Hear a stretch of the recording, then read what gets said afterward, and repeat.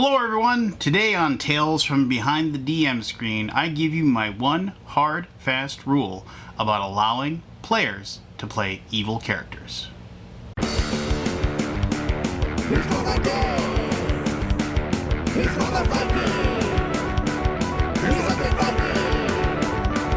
Here's what I do! Hello everyone, this is me, the Undead Viking, coming to you with yet another Tales from Behind the DM Screen. I would have had this video up actually fairly recently, however I ran into a little bit of a snafu. I actually did this video once, and you know that cool little thing where I do the aside like I'm going to talk over here, right?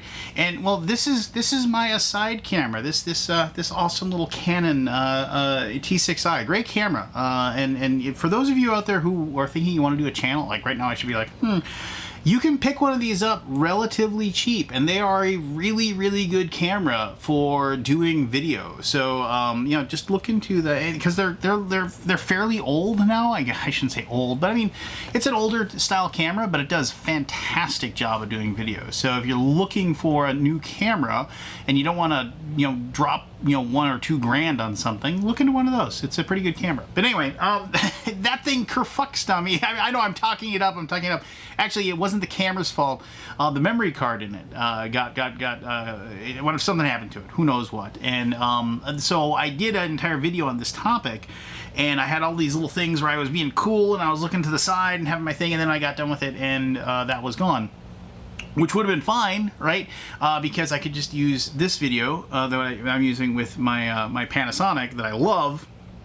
But you know, the whole thing is that it's one of those things where it's like, I didn't want to have like 2 minutes of exposition, me talking like this before turning back like that. I thought that would be silly. So anyway, here we go. My one hard, fast rule about allowing your players, as a DM, allowing your players to play an evil character in your campaign. Don't let them play an evil character.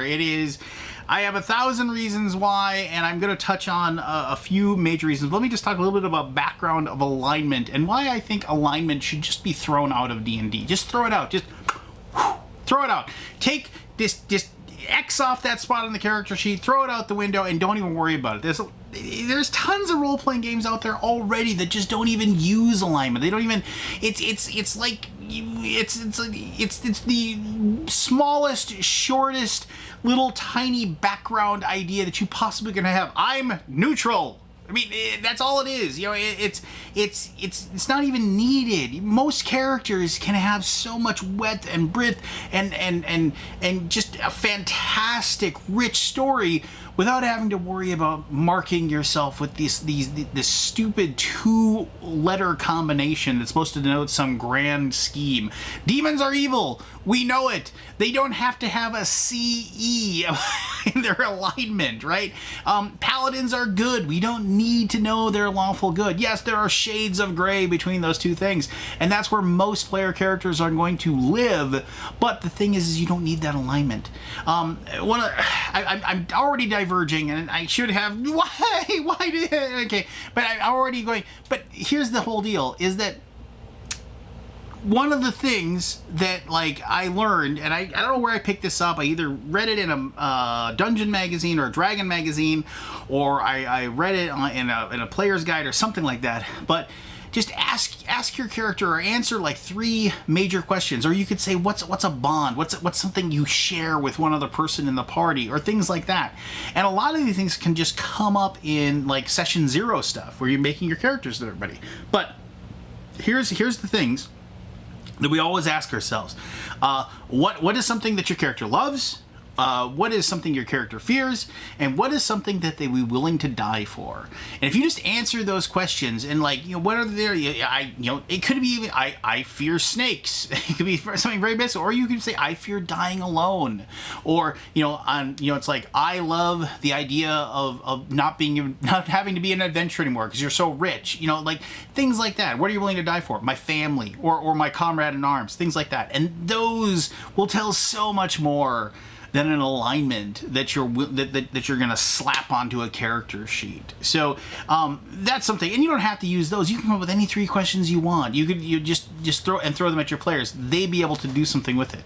But here's the deal: alignment, dumb, throw it out. But if your characters want to just take an edgy, anti-hero who plays by his own rules and she just doesn't give a damn about anything but herself, well, why is she with the party then? There is like no reason for that person to be going around. And if you have people that are good within your party, there's no reason they'd let this misanthrope within there. The first time they gut somebody in the tavern because they look at them the wrong way, they're gonna be like, yeah, you are either going to be arrested by me or you need to go find another party. That's what it is. And the thing is that I played evil PCs back in my day. I mean, a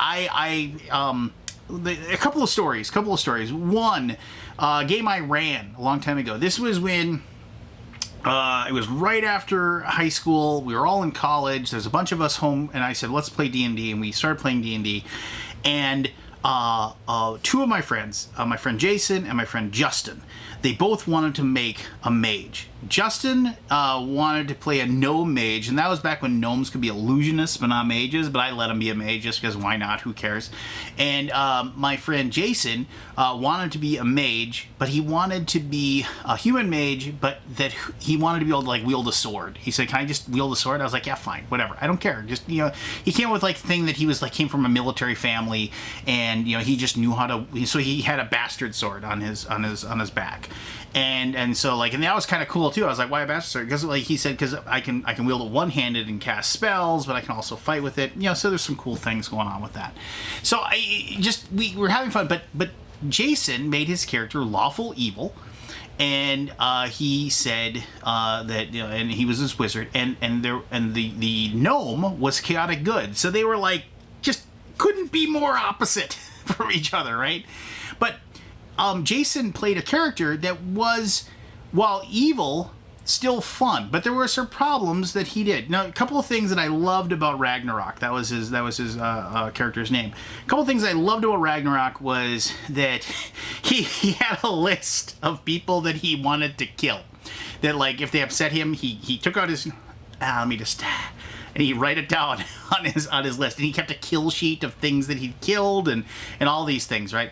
And I do remember like he would add those names for whatever reason. Didn't matter what it was. He would just add the name to his list, and then he would cross off. He was Arya before Arya was Arya, right? And but the other thing was, I do remember there was I don't know what the situation was. I don't allow travel magic in my campaigns. I don't allow teleportation, flight, levitation. I think if you give people those abilities, even Dimension Door, if you give people those abilities, then like basically like it takes away like a ton of opportunities for like challenging the players. Like, how do I get up there is a big thing. Like, oh, you need to climb the rock face instead of some guy going whoop like that, or don't have a spell to cast that, but have like a boots of levitation become really, really powerful. Then that's totally another aside, which normally I'd be using my camera for. But anyway, so they came across this ravine. They were looking for some artifact of something or the other. And they had to cross the ravine to get to that artifact of something or other. And there was another party that they were chasing down, and there was like always one step ahead. Always have the evil NPC party one step ahead. It's just that carrot that drives your players forward. But anyway, like have them always like just what and there was the ravine, and there was this big rope bridge. And the players started crossing it, and they got about a third of the way, and they looked up, and there's this young thief that was part of that party, and they see him just sawing through the ropes, and they realize there's no way they're going to be able to cross the bridge in time. They're going to fall. So they all run back to the other side of this ravine, like, classic Indiana Jones Temple of Doom ravine, that long, plummet to your doom to the crocodiles kind of thing. And and the thief yells out. He goes, I guess you'll have to find another way across. And Ragnarok, without missing a beat, goes, what's your name, son?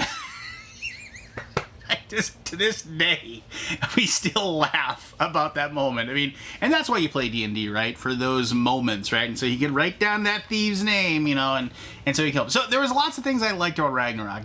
But there was a lot of things that were really bad about him. He would murder prisoners, like people that would like surrender to them. He would question them, and then he'd slit their throats. And it made it to the point where, like, basically another player just couldn't play a paladin anymore. They had to leave the party because it just didn't make any sense for him. There was only so many times he goes, I'm going to go check out that door now. Oh my God, they slit their own throats while I was gone. How is this possible? You know, and there was a certain point where I was like, no, that doesn't work. And so eventually that character had to change his character. But that's wrong, right? I mean, like, why should one character be able to impose their will on another character to make them change what they're playing because of what there should be some sort of compromise in there. But it's tough to with an evil player. It's really tough to have an evil character that have a compromise. Now, another situation where I had, and this is me when I played an evil character, and I shouldn't have played an evil character, and this is where I was wrong. I don't even remember this character's name. He was a thief. I'll just call him Jerky McJerkiston. Anyway, me and my buddy Matt had this plan. There was a group of like 6 or 7 of us. We were playing, I think, 3rd edition or 3.5. Maybe it was Pathfinder. But it was one of those editions. And we had this idea where we're both going to make thieves, or rogues as they're known back then. And we're both going to make rogues, and we're going to be like secretive, and we're going to work against the party, and we're going to, like, elevate ourselves, which was total, excuse the language, bullshit idea for character. That characters were designed to ruin the fun for everybody else. And even though we had like a really, really cool moment, which we were in this dungeon, and this is a good memory, but it's a good memory and it's a bad memory. We were in this dungeon, and we were mucking about, we clean it out, and then there's this vault, right? And so literally, like, Jason, who was playing, who I mentioned before in these stories, Jason, who was playing this wizard, he actually took it had to have been 3 or 3.5 because he took a special class, an alternate wizard called the Mindbender, a prestige class. Ugh, prestige classes. But anyway, Mindbender, so he can basically read our minds and delve into what we were thinking about. Anyway, so he said, well, this is your guys' forte. Could you open the vault? And so we passed notes to Craig, who was running the game, saying, just roll some dice for us. We're not really going to try to open it. We're going to say it's too powerful. We couldn't open it, right? And so he writes it back a note saying, yeah, fine. He rolls some dice, says, yeah, you can't open it. And we're just like, sorry, guys, we can't open the, and they're like, and they know, they know we're lying, but they can't do anything about it, which is also a bullshit situation to be in. But anyway, the whole point is that night we snuck away from the party. I don't know how we managed that. I mean, I would have watched us with an eagle eye, but something happened where we snuck away from the party and we went to the vault, and Jerky McJerkiston's best moment in this entire campaign was right here. Matt's thief was trying to open the vault, and as he's opening it, the sleep gas trap or whatever hits him, and I make my save, and he doesn't, and he falls down to the ground unconscious. And so, but the vault was open, so I went into the vault. I took like 80% of the treasure. Dragged his unconscious body in, left him next to the like open treasure chest, and left like sacks of like silver coins and copper coins in there, but I kept like the gold and the jewels or whatever. And then I went back to the party. I fell asleep, and then the next morning we all woke up and were like, well, where's Matt? And I'm like, and we all go in there, and there he is, hung over basically or whatever, getting groggy, waking up. Whoa, what's going on? And they're like, really, you tried to steal from us, you jerk? And I was just like, I can't believe you, Matt. I can't believe. And he even looked at me. He goes, I'd be mad, but I would have done the exact same thing to you. So we still laugh about that. But here's the deal: like later in that campaign, like we had a giant blow up within the party, and like my buddy Andy was like so mad. He stood up on his feet, and he goes, because I said something like, "Oh, we've all done things to hurt each other in this campaign," and he's like, name one thing I've done," and he was mad, like he was really mad. And at the time, I was able to like kind of like whatever, just like because I was younger and kind of a jerk, and Jerky McJerkiston. But now looking back, I realized no, I was the a-hole in that situation. I was playing a character that was basically making life miserable for my friends who were playing the game, and that shouldn't be what my character does. We should all be working together towards a common goal. And if it might make you all happy, Jerky McJerkiston met his death. There was a big climactic battle at the end of the thing, and basically the party turned on him and I don't even remember the reason why, and they chased him down and cut him down like the coward he was, and like with his dying breath he said, "I don't deserve this." They're just die, Jerky McJerkiston. So anyway, so he got what he deserved. But so getting back to the whole point is that when your player comes to you and says, "I want to play an evil character," just tell them no. Just tell them no, thank you. And if they want a reason why, just say that's not the kind of campaign I'm running. I'm going to demand that you play a character that is good. I'm going to demand that you play a character that is going to strive to make the world a better place instead of just wallowing in whatever. And here's the deal: how do you put that carrot in front of the player characters' noses to make them want to be the good person? And here's how you do it: reward them for being good. Just like, if they are good people, if they are clerics or paladins or rangers or just a class that is supposed to be a force of good, then reward them by giving them extra power, give them extra healing spells, give them extra smites, give them, if they are in good standing with their god and their faith, give them like something to like be happy about and strive for, and like say, this is I'm going to be good because I really like having +2 hit points on all of my healing spells. I really like that. I really like being able to have an extra smite evil every day. I mean, so those are things you do. And for the players that don't rely on those sorts of things, those sorts of carrots or whatever, like if they're good, then have story things where like blacksmiths repair their armor for free. You have people approaching them and have like an archmage or whatever notice that the wizard is doing good things and say, "Here, I wanted to give you these scrolls. I thought they'd help you out." Have like, even like rogues. I mean, have them like have like somebody approach them and say, it's like, "I know you're kind of a shady character, but you seem to be on the right path. It's like, I want you to live. Here's some healing potions." Reward them for being good people, and they will respond in kind to being good. And ultimately, and here this is kind of philosophical here, we live in a world of gray, right? I mean, most of the people that I associate with, I tend to think that they are good people, that they are good, honest, nice people, and I associate with them because of that. But we all have our bad days. We all have our dark sides. We all have our situations where we aren't as good as we possibly can. I think that's one of the reasons why we love, well, for the most part, we used to love movies. Now we love them for whatever reason. But for those of you who know me and watch my channel, you know that I really like professional wrestling. And I think that's one of the reasons why we really like professional wrestling, because the evil people are like maniacal evil people, and the good people are these people that like Hulk Hogan or John Cena or Roman Reigns or whoever. Well, Roman Reigns not anymore because he turned heel. But they are these people that they keep getting beaten down and beaten down and beaten down. But instead of giving up, they keep striving to be good and striving to overcome. And the bad guys beat them down and beat them down and beat them down. But at the end of that story, at the end of that line, eventually that bad guy is going to get his comeuppance, and him or her. I mean, because female wrestling is so much better than the males right now. But anyway, regardless, that evil person is going to get their comeuppance in the end, and good will triumph over the bad. And when the good finally, after being beaten down for so long, finally gets that like little measure of revenge and good triumphs, that feels so much better than when, if you are like evil and edgy and everything like that, and you kind of like, hey, I kind of did a little bit better then. That's not good. That's not something you get up and cheer about. That's something where it's like, oh, okay, that's Thursday.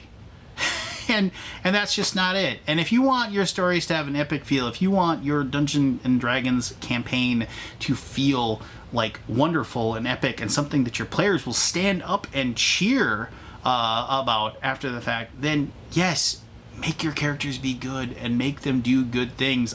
Trust me, if you reward them for it and you make them feel good about it, they will keep coming back to your table for more.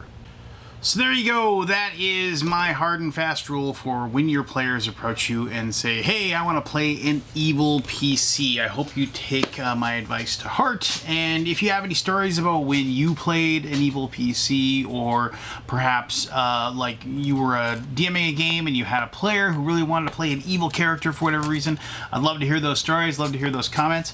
As always, please hit the like button, hit the subscribe, do the things, and I'd really appreciate it. And thank you so much for tuning in and watching yet another one of these videos.